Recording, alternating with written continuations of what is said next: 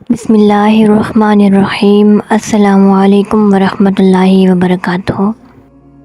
ذبیح اسماعیل علیہ السلام سے ذبیح حسین علیہ السلام تک پر ہم لوگ بات کر رہے تھے، اور ابن اساکر اور طبرانی میں سلمہ سے روایت ہے کہ حضور صلی اللہ علیہ وآلہ وسلم نے فرمایا، میرا بیٹا حسین 60 ہجری کے ختم ہونے پر شہید کیا جائے گا۔ حضرت ابو ہریرہ فرماتے ہیں کہ ہم دعا کرتے تھے کہ مولا ہمیں 60 ہجری کا خاتمہ زندگی میں نہ دکھانا، چونکہ حضور نے اس کے اختتام پر حسین کی شہادت کی خبر دی۔ حضرت ابو ہریرہ رضی اللہ تعالیٰ عنہ روایت کرتے ہیں کہ چونکہ حسین کو ذبح عظیم بنایا گیا تھا اور لگتے جگر مصطفیٰ صلی اللہ علیہ وآلہ وسلم کے ہونے کے ناطے قربانی مصطفیٰ کا مظہر بنایا گیا تھا، اس لیے امام حسین کے جسم کو جسم مصطفیٰ سے مشابہت دی گئی تھی۔ حضور کے وصال کے بعد جو اداس ہوتا تھا جب کسی کو مصطفیٰ علیہ السلام کا دیدار کرنا ہوتا تو وہ حضرت فاطمہ الزہرا کے در دولت پر اور علی شیر خدا کے در دولت پر آ کر حسن اور حسین کا دیدار کرتے، مصطفیٰ کی زیارت ہو جاتی۔ امام حسین علیہ السلام کی شہادت بیان مصطفیٰ سے اتنی شہرت پا چکی تھی، حتیٰ کہ ایک مرتبہ جب سیدنا علی شیر خدا جنگ صفین کے لیے جا رہے تھے اپنے زمانے میں، تو جب نینوا کے علاقے میں پہنچے اور میدان کربلا سے گزرنے لگے تو روایت ہے کہ ہم نے دیکھا کہ حضرت علی شیر خدا کو ایک میدان آیا جہاں حضرت علی شیر خدا رک گئے اور اس زمین کو دیکھنے لگے اور بلند آواز سے کہنے لگے، اے ابو عبداللہ حسین صبر کرنا، اے ابو عبداللہ حسین صبر کرنا، ابو عبداللہ حسین صبر کرنا۔ ہم سہم گئے اور رونگٹے کھڑے ہو گئے، آنکھوں سے آنسو بہہ گئے۔ عرض کیا، شیر خدا یہ کیا ماجرا ہے؟ فرمایا، میں نے تاجدار کائنات سے سنا ہے کہ میدان کربلا میں میرا حسین شہید ہوگا۔ وقت تو بعد میں آئے گا، مگر میں روح حسین کو اس دھرتی پر کھڑے ہو کر صبر کی تلقین کر رہا ہوں۔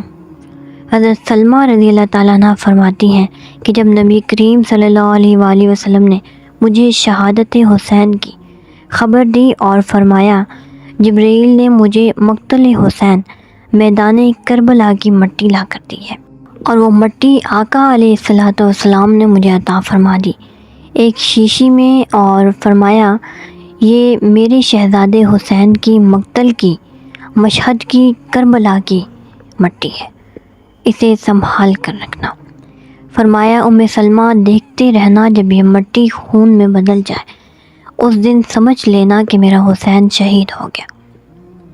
اب سلمہ کہتی ہیں کہ میں وہ مٹی سنبھال کر رکھتی رہی حتیٰ کہ وہ 60 برس ہجری کی گزر گئے۔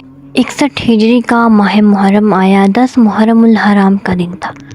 المومنین حضرت سلمہ فرماتی ہیں، دوپہر کا وقت تھا، میں لیٹی تھی، میں خواب میں دیکھا کہ اچانک تاجدار کائنات خواب میں تشریف لے آئے اور وہ رو رہے ہیں، ان کے چشمان مقدس سے آنسو رواں ہیں اور ان کے سر انور پر خاک پڑی ہوئی ہے، ان کے ریش مبارک گرد آلود ہے۔ میں پوچھتی ہوں، یا رسول اللہ یہ کیفیت کیا ہے؟ یہ کیفیت کیوں ہے؟ میرے آقا نے روتے ہوئے فرمایا، سلمہ میں ابھی کربلا سے آ رہا ہوں، میں ابھی شہادت حسین کے منظر سے آ رہا ہوں۔ ادھر سلمہ نے آقا کو خواب میں دیکھا، ادھر مکہ معظمہ میں حضرت عبداللہ ابن عباس رضی اللہ تعالیٰ عنہ وہ فرماتے ہیں کہ دوپہر کا وقت ہے، میں لیٹا ہوا ہوں، میں نے اچانک خواب میں دیکھا۔ احمد بن حنبل حدیث مبارکہ ہے کہ حضرت عبداللہ ابن عباس فرماتے ہیں کہ میں نے اچانک دیکھا کہ حضور تشریف لائے، پریشان حال ہے، اور آقا علیہ السلام کے ہاتھ میں یعنی کہ دستے مبارک میں ایک شیشی ہے، اس شیشی میں خون ہے۔ میں نے پوچھا، یا رسول اللہ یہ خون کیسا ہے؟ آقا نے فرمایا، ابن عباس یہ مقتل حسین سے آیا ہوں، یہ حسین اور اس کے ساتھیوں کا خون شہادت ہے کہ آج سارا دن میرا کربلا میں گزرا۔ حسین اور اس کے اصحاب خانوادہ رسول کے پاکیزہ تن اور حسین کے رفقا آج یزیدی لشکر کفر کے ہاتھوں شہید ہو گئے ہیں، اور میں سارا دن ارض کربلا میں اس منظر میں کھڑا ہو کر ان کے خون کا ایک ایک قطرہ شیشی میں جمع کرتا رہا ہوں۔ اگر کوئی اعتراض کرنے والا سوال کرے کہ 72 تن شہید ہوئے تھے تو 72 تنوں کا خون شہادت ایک شیشی میں کیسے بند ہو گیا؟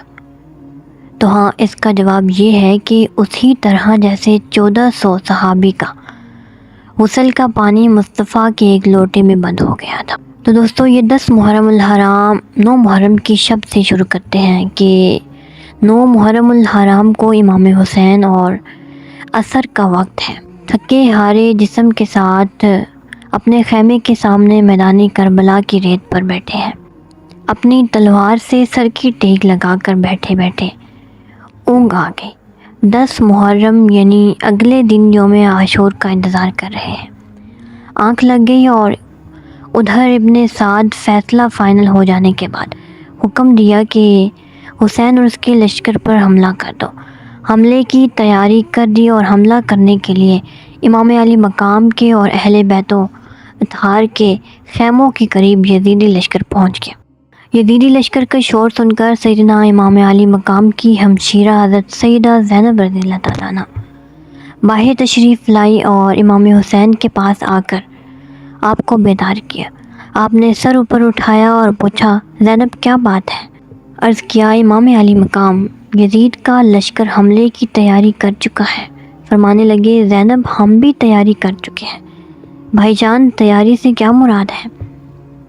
ابھی میری آنکھ لگی اور نانا جان تشریف لائے تھے اور خواب میں حضور کو دیکھا اور وہ بتا کر گئے ہیں کہ اب تم عنقریب ہمارے پاس آنے والے ہو، ہم انتظار میں ہیں۔ حضرت زینب فرمانے لگی، ہائے مصیبت کی گھڑی آ گئی۔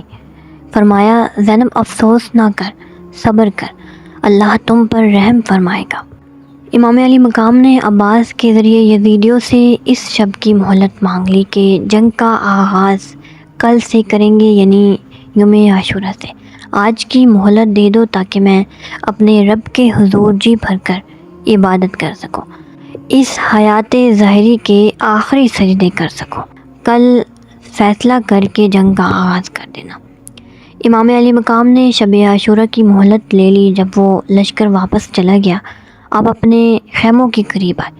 امام ابن کثیر روایت کرتے ہیں اور امام طبری بھی روایت کرتے ہیں کہ آپ اپنے رفقا کو جمع کیا۔ آپ نے وہ مسافر جو مکہ معظمہ اور مدینہ طیبہ میں سے چلے تھے جمع کیا اور جمع کر کے فرمایا کہ کل کا دن دشمنوں سے مقابلے کا دن ہے، اور میں تمہیں بتا رہا ہوں کہ کل کا یوم شہادت ہے۔ بڑی کڑی آزمائش اور مصیبت کی گھڑی آنے والی ہے۔ میں تم سب کو اجازت دیتا ہوں کہ واپس اپنے اپنے گھروں وطنوں کو چلے جاؤ، اپنی جان اس کڑی گھڑی سے بچا لو۔ میں تم سے وعدہ کرتا ہوں کہ میں قیامت کے دن اپنے نانا کے حضور تمہاری بے وفائی کا شکوہ نہیں کروں گا، اور گواہی دوں گا کہ یہ وفادار تھے۔ میں نے انہیں کربلا کے میدان سے واپس بھیج دیا تھا، اور جس جس کو لے جانا چاہتے ہو ساتھ لے جاؤ۔ حضرت امام حسین فرماتے ہیں کہ یزیدیوں کو صرف میری گردن چاہیے، جب یہ میری گردن کاٹ لیں گے تو ان کی ہوس ٹھنڈی ہو جائے گی۔ تم اپنی جانیں بچاؤ اور حفظ و امان سے واپس چلے جاؤ۔ تمام لشکر کے وفاداروں نے، تمام شہزادوں نے اور آپ کے اصحاب نے عرض کیا کہ امام علی مقام، خدا نہ کرے کہ وہ دن آئے کہ ہم آپ کو چھوڑ کر واپس نہ جائیں، اور خدا نہ کرے کہ آپ نہ رہیں تو ہم نے رہ کر کیا کرنا ہے اس دنیا میں؟ ہم مر جائیں گے، لٹ جائیں گے، ہماری گردنیں آپ کے قدموں میں گریں گی، ہمارا تن آپ کے قدموں میں گرے گا، ہم آپ کو تنہا چھوڑ کر نہیں جاتے۔ آپ نے فرمایا، ٹھیک ہے، آج ہماری آخری شب ہے، سجدے میں گر کر رب کے حضور عبادت کر لو۔ تو رات ساری عبادت میں گزری، مناجات میں گزری، رب کو مناتے ہوئے گزری۔ ہائے، وہ کتنی مشکل گھڑی تھی کہ تمام اہل بیت کو معلوم تھا کہ کل ہماری شہادت ہونی ہے۔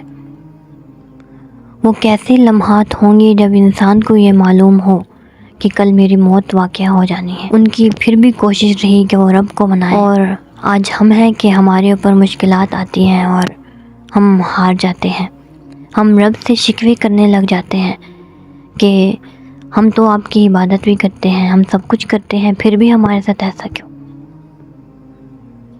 الہی ہم سب کو تمام اہل بیت کے نقش قدم پر چلنے کی توفیق عطا فرمائے اور ان کے وسیلے سے ہماری بھی بخشش فرمائے۔ آئی ہوپ کہ آپ لوگ کو یہ ویڈیو پسند آئی ہوگی، اور یہ ٹاپک آگے مزید بھی ہے، انشاءاللہ اس پر بات ہوگی، اور اس ویڈیو کے متعلق اپنی رائے کا اظہار مجھے ضرور دیجیے گا۔ جو نیو آئے ہیں چینل پر وہ چینل کو ضرور سبسکرائب کریں اور مجھے سپورٹ کرتے رہیں۔ تھینک یو سو مچ۔ اللہ حافظ۔